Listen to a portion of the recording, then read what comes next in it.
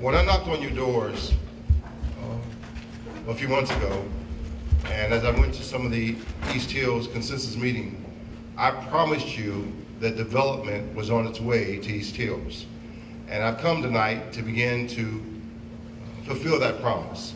Tonight we'll talk about the first development deal in terms of project and what we hope will be the beginning of several opportunities for the East Hills community.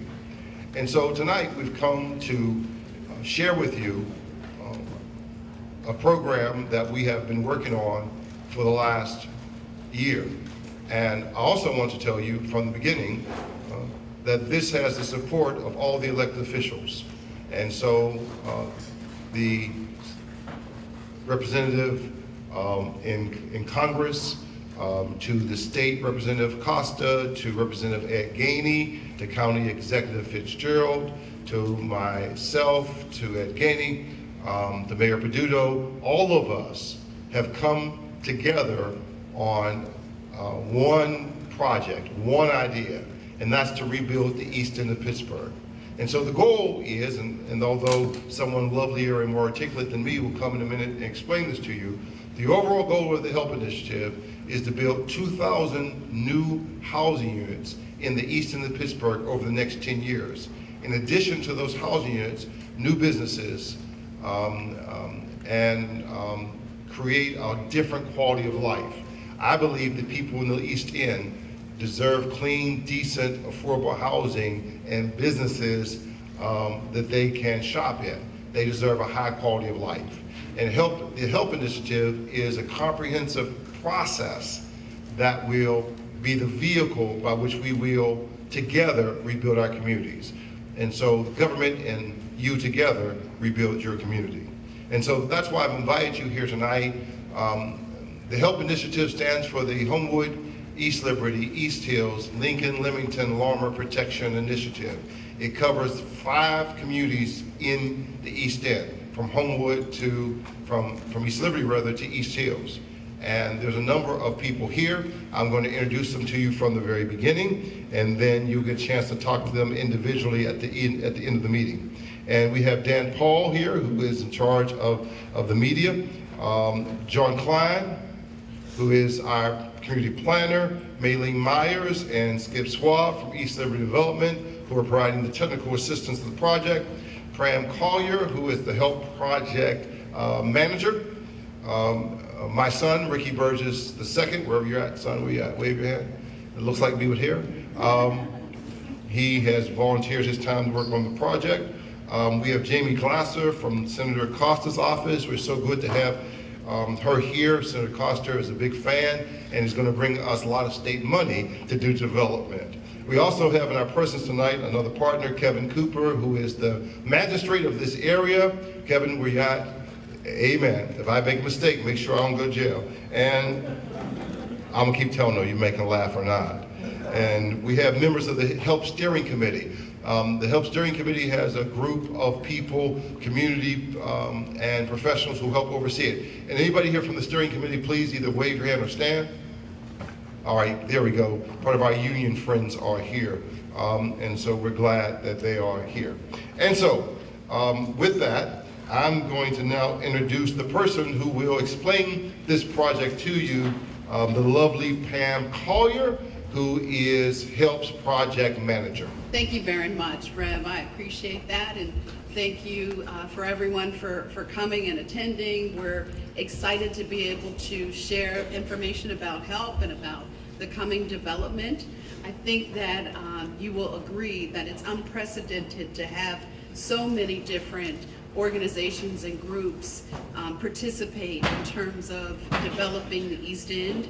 But more importantly, this is one of those first initiatives where the residents will have an opportunity to have their voices heard. And isn't it nice to be able to have your voice heard about what is happening in your communities? So what I'll do today is I'll explain just a little bit. It'll be a little boring, so don't go to sleep on me. I'll explain a little bit about the HELP initiative. I'll use the website, which is www.helppittsburgh, so it's helppgh.org. I'm hopeful that when you go home, you'll get a chance to look at it yourself and kind of peruse it. But we'll go through an overview of the website today. There we go.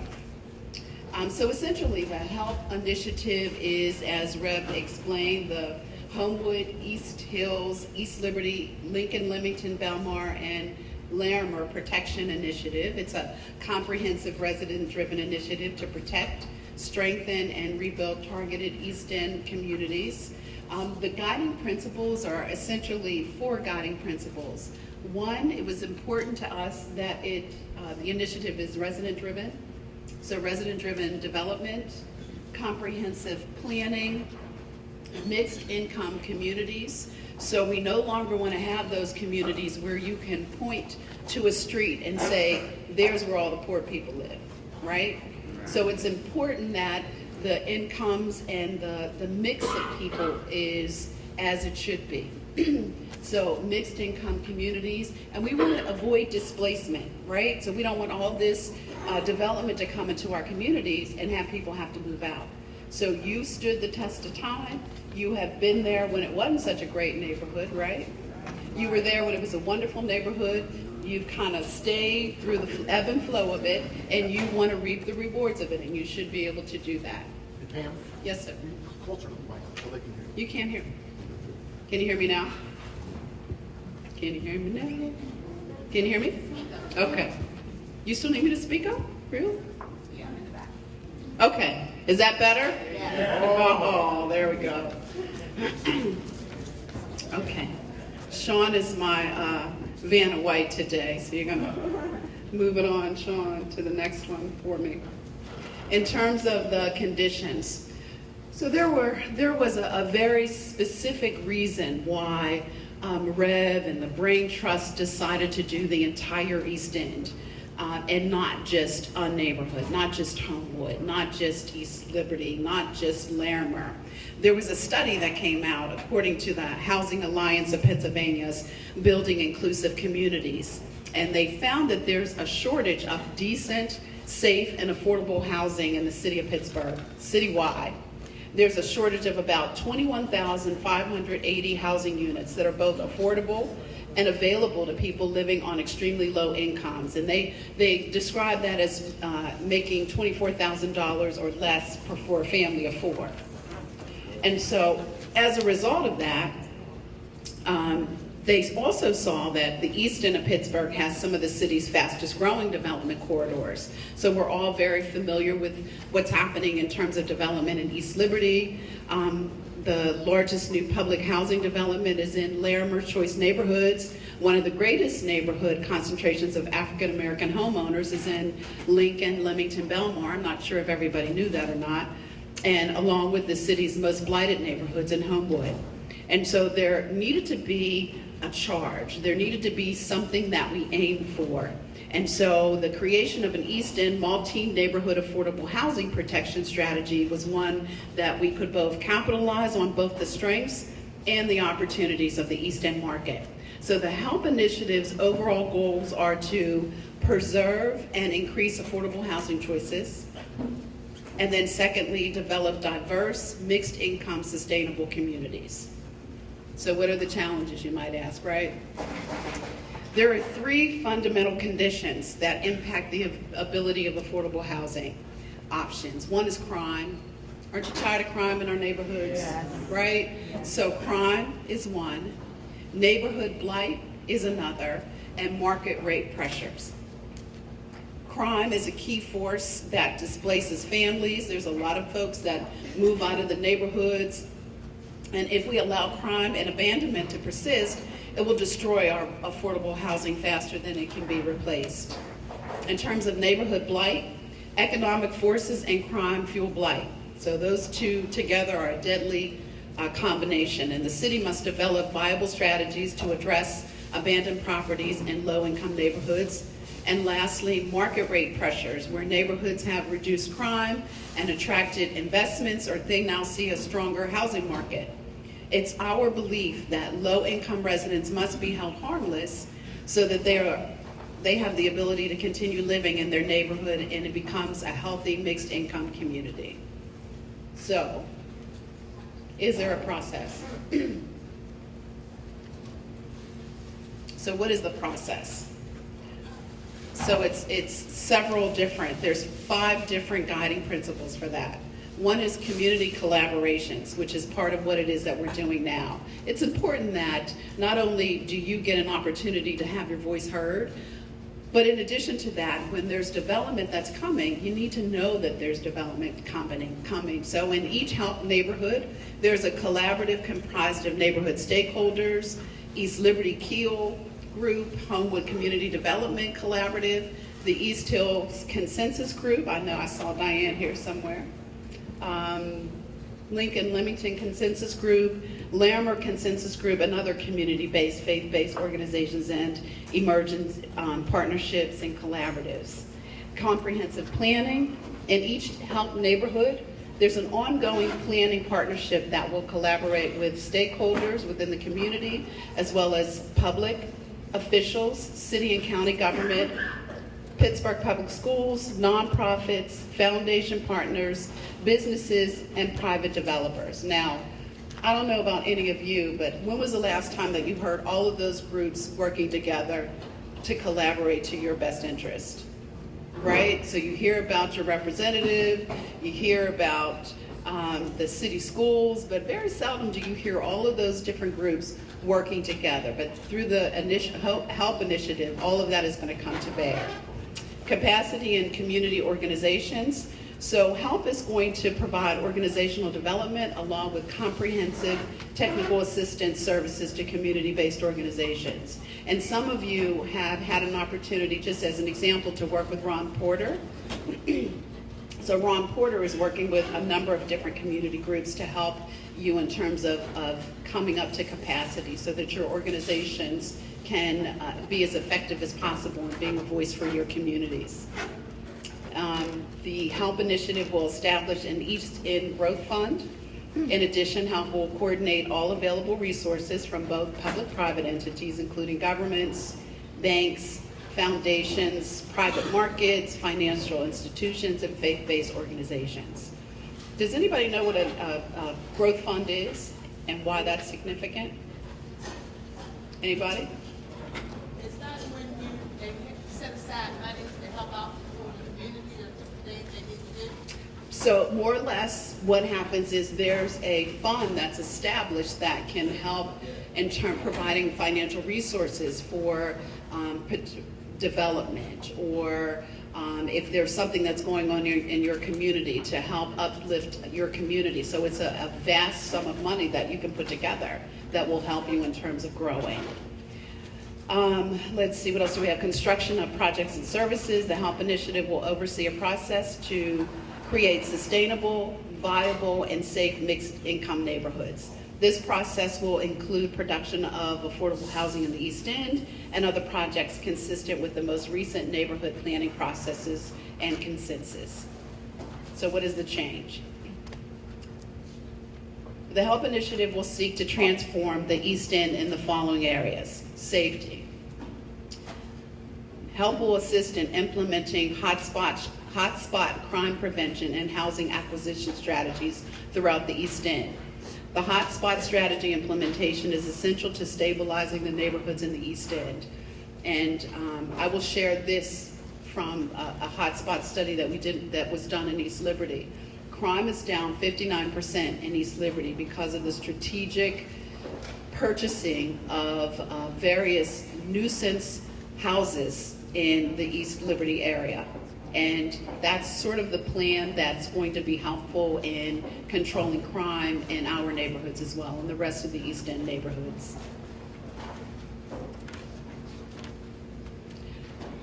This strategy requires overall coordination to select, purchase, rehab, and maintain selected properties. The hotspot strategy not only improves the community safety, but also significantly helps increase housing options. Housing. The plan is to transform low-income communities with distressed and abandoned houses and vacant land into stable communities with energy-efficient, mixed-income housing that is physically and financially viable over the long term. People. support positive outcomes for families who live in the target communities, particularly outcomes related to residents' health, safety, employment, mobility, and education.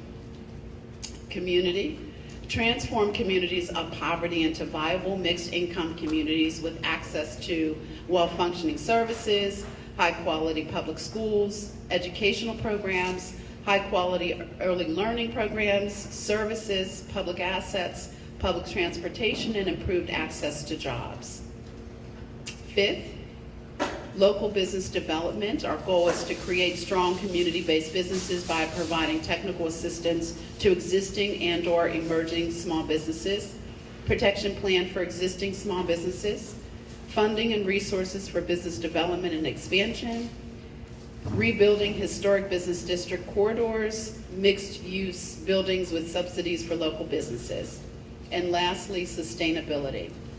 It's important that we develop ecologically sustainable neighborhoods that incorporate principles of green enterprise standards, stormwater management, energy production, open green spaces, and options for food production. So these are the guiding principles and the foundation of the HELP initiative, and I believe that with your help in conjunction with a public-private, we will be successful. So thank you for your time. Thank you.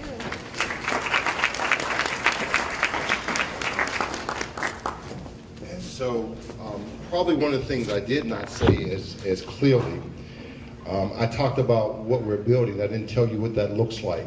So we're attempting to build 2,000 units over the next 10 years from East Liberty to East Hills. If you think of what's going on in Larimer, have you seen any of the work that's going on in Larimer? Think of that 5 or 6 times. That's what we're trying to do. That amount of money is $300 million over the next 10 years. It will be the largest investment in the East End in the last 100 years. You're going to very quickly see housing and businesses pop up all over the East End. All right? Now think of, one of the things is, and we'll take questions at the very end, we'll have a way for you to talk to the team. One of the ways development occurs from strength to strength.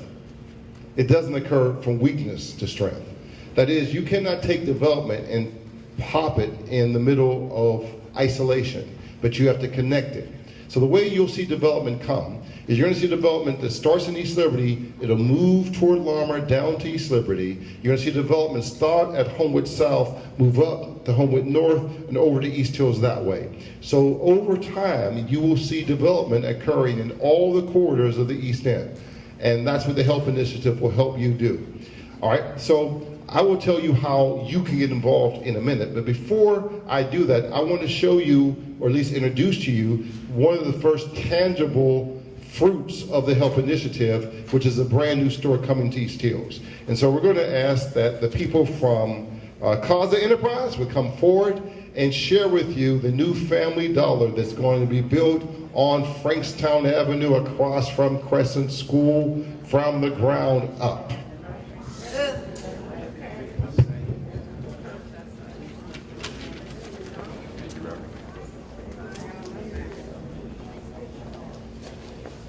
Hi.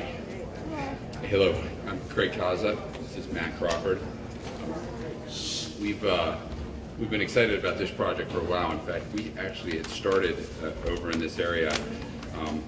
We did right in Homewood a long time ago, and then we did started work a little closer, better.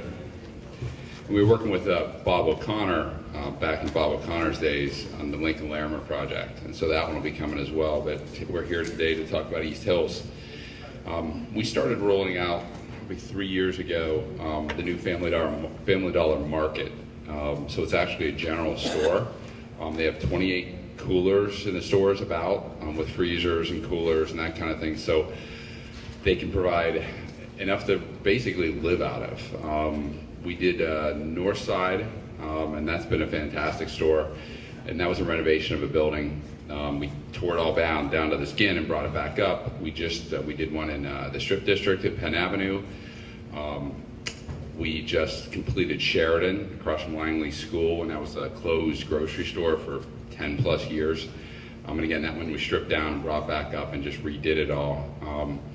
And now, so we're now excited to be able to do East Hills, which is going to be a ground up, brand new building. So it'll be the best one of all the ones we've done so far and all the ones Family Dollar's done in town. So it's going to be about 9,000 feet, right, Matt? We have floor or site plan and elevation we can pop up. It's there. Okay, yeah, thank you. So here's one of the two side elevations. It's all brick with nice clear glass windows. The city wanted a lot of clear glass, so it's going to be open up to both sides of the street. This actually sits between Bennett and Frankstown, right at Tokay, right where they kind of come together there. That was the old landscape place most recently. So it'll actually sit right there. It'll sit a little bit back off the street. The front elevation right here at the bottom faces Tokay. The building is about 26 feet high. Lots of glass, lots of brick. It's gonna be a really nice building. They're gonna, what else? It's gonna be the whole market. We have hiring information. We built the one we did down in at 3300 Penn Avenue, actually is their regional headquarters. So, and they hire all from the neighborhood, so it'll all be local people working in the store. It just becomes a neighborhood store, which is really exciting. And they provide all the services you can get anywhere else. And you can buy a ironing board, you can buy a picture frame, you can buy Lay's potato chips, you can live out of the store if you want to. I think you need to get a little produce, fresh produce, but other than that, you can pretty much live out of the stores. So we're very excited. We're going to start, we should be mobilizing this week with some construction equipment on site. Reverend Burgess' office has been fantastic, and Rita helping us kind of walk this thing through the city. It's taken a while, but I think we finally got a good plan and everybody's pretty happy. The city's had a lot of input. They've had a lot of input on what this is going to look like. So we're very excited about it.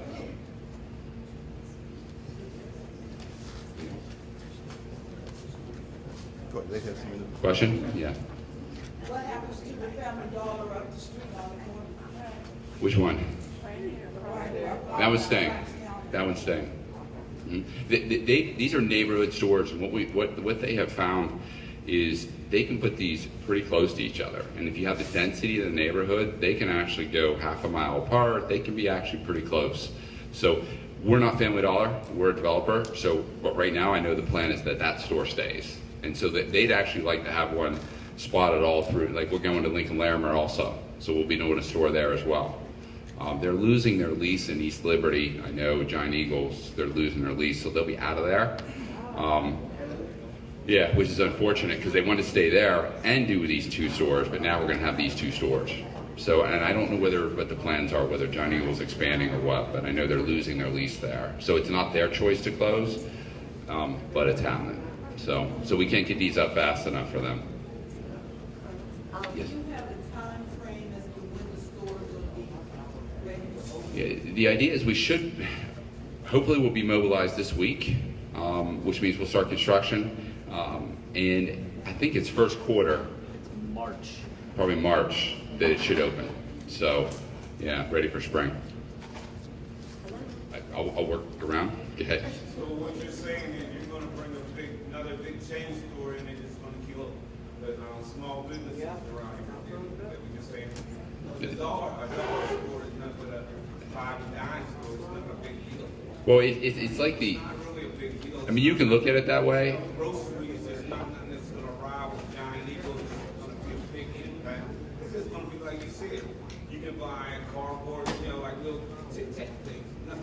No, actually, these stores, I would tell you, you probably want to take a look at one of these new stores we've done. I used to deliver to their products. You can live out of these stores. They have Tide detergent, they have Lay's potato chips, they have everything in these stores. It's like the modern age general store.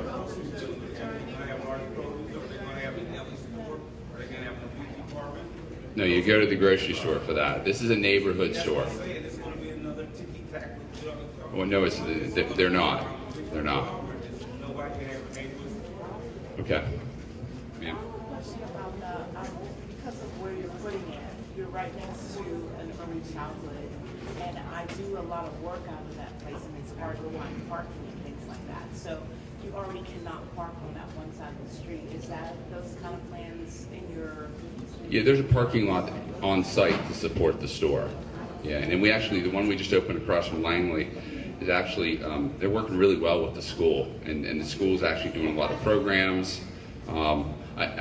She asked you about parking. Yeah, we can't hear questions, so. Yeah, she asked about parking. Actually, we don't have the site plan here. We have a hard copy if you want to see it. There's on-site parking on the property. So, and it should be enough to support the store. Yeah. Okay, I have a question. What about the workers? Are there going to be any minority people from the area that's capable of holding these jobs? Are they going to be? I'm talking the laborers too.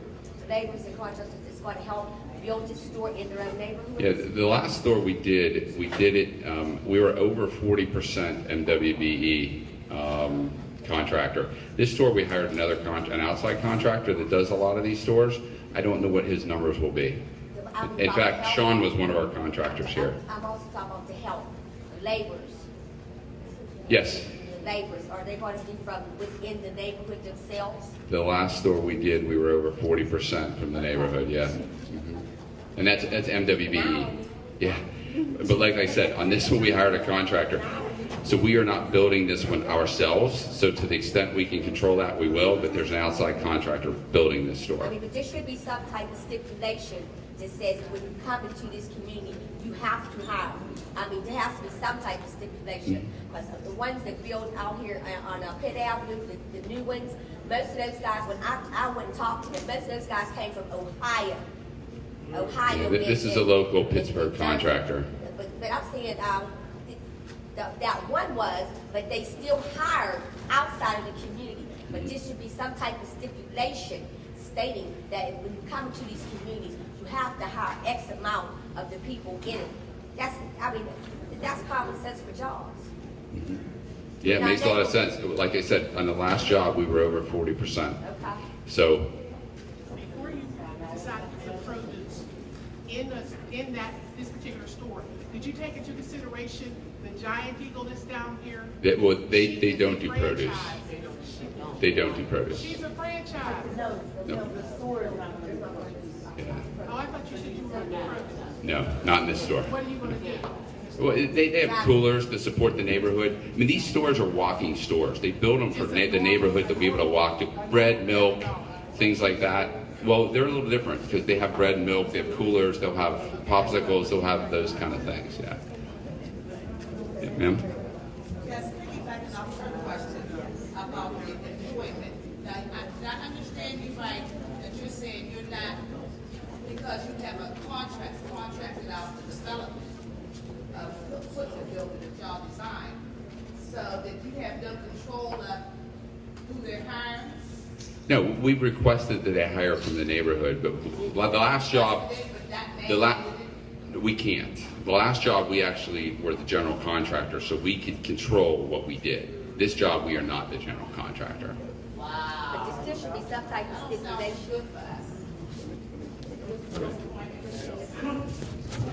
For all of the projects that we do, we will work with the developer and the contractor to make sure people who are able to participate in working have a fair opportunity to work for the developer. That's absolutely something that we'll do. Now, one of the things that I have not said as clearly about this, help for it to work, it is a resident-driven model. It is not the city or people coming to tell you what your community should look like. What we're doing is we took the lessons we learned from Larmer. There's some people here from the Larmer, at least one. Anybody else here from the Larmer Census Group, other than the one person I see? From Larmer. From the Larmer. What we learned from Larmer is that the residents get to decide, must decide what their community looks like. And then development follows only after the community makes its decision. Now, let me tell you how that's going to work. You heard earlier talking about forming a community collaboratives. Now, the people here from the East Hills Consensus Group, please stand. Please, those of you who are in this room. Please stand. These people are leading your community. You must participate. One of the things they're going to do is we're going to do a comprehensive community plan. What a comprehensive community plan is not a land use plan. It's a plan that talks about housing, it talks about schools, it talks about jobs, it talks about rehabilitation, it talks about recreation, it talks about green space. So the idea is the community creates its own plan. And then once the plan is done, we hold all development accountable to the plan that the community designs. If you don't design your own plan, then you have no way of telling the outside world what you want in your community. Amen? Yes. And so the first thing that will happen in East Hills is you're going to see a comprehensive plan done that will be resident driven. The whole process is resident driven. You may say to me, well, Rev, I like East Hills the way it is. I don't want any changes. Where's it gonna be? I've heard that in Homewood sometimes, right? The truth is, we cannot leave it the way it is. Now you got to remember, I'm old Homewood, right? So I remember East Hills back in the day, right? I remember Isley's and the shopping malls and Sweet Williams and Mr. Herman Stoutgate when he moved from Homewood Avenue to East Hills. Anybody here remember the Hot Shop?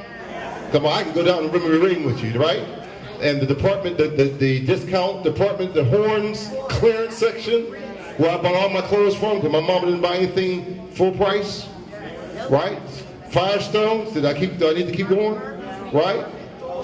Kresge's. I grew up in the area, so I can go back with you. All right, the Hot Shop, I had that was sort of my first go out, get dressed up. Anybody remember the Hot Shop cafeteria? Had to get dressed up to go there, right? And so I remember those days. My point is, perhaps East Hills won't look the way it looked then, but it can be better than it is now. And to make it better than it is now, we have to all work together. We are in this thing. It will only work because what happens is, because we don't come together, right? Politicians pass us by because we're not together. When other communities, they come together, and there's a couple union people who will tell you the power of coming together. So we're going to come together. Now I need something from you. I need you to do two things. The first thing I've already asked you for, and that is to participate in the East Hills Consensus Group process. They are your leaders. They will notify you when they have meetings. They will ask you to come and participate in the planning process. We're going to get funding and have a planning process. We hope that'll start and sometime perhaps by the end of the year. That's going to be very important because the plan you come up with is what your community will look like. The plan you come up with is what, and we will provide resources so that you will be able to come up with a plan.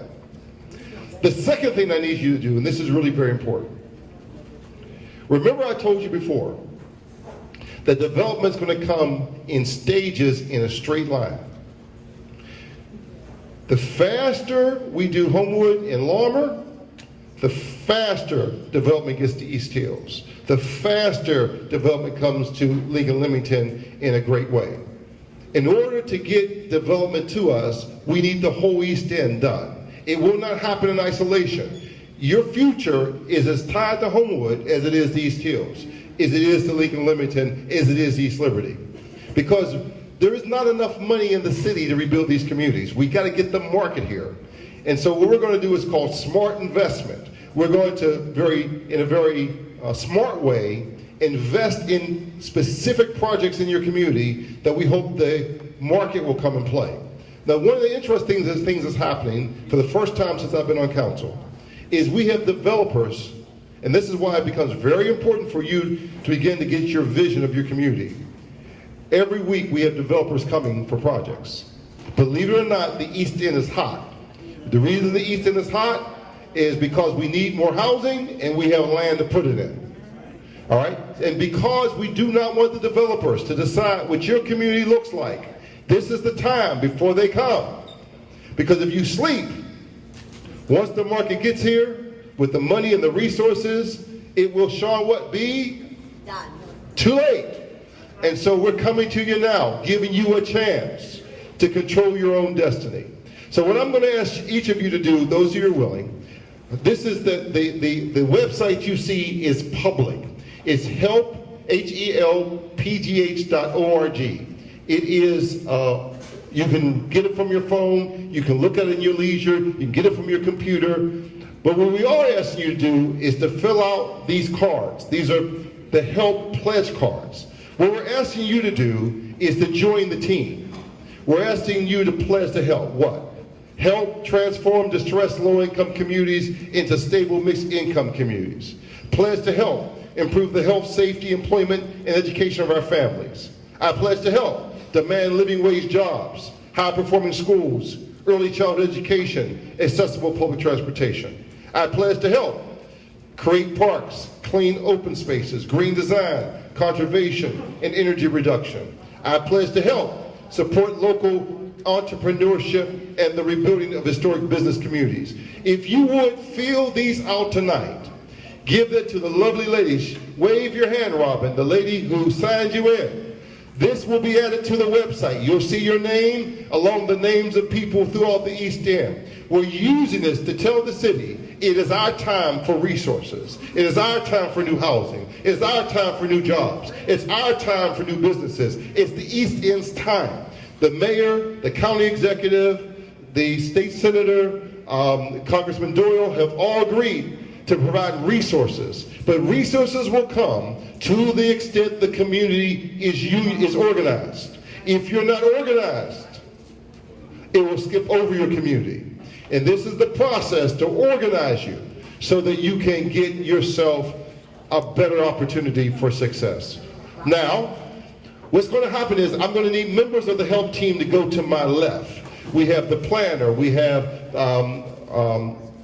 Dan Paul. And by the way, see this, he's not going to tell you, see this man right here? Dan Paul? He's a Christian who believes that African American communities should be rebuilt. He has invested $1 million of his own dollars into rebuilding the east end of Pittsburgh. He is unpaid. He pays the project. He volunteers his time and he brings a slew of professionals, the media, the website, all that stuff you see, he was gracious enough to fund. And he is just the first fruit of others who will come to help us rebuild our own community. I want you to repeat after me. I pledge to help. Wait a minute, I can't hear you. I do better than Nazarene than this. Come on. I pledge to help. I pledge to help. I pledge to help. Rebuild my community. Give the Lord another hand of praise.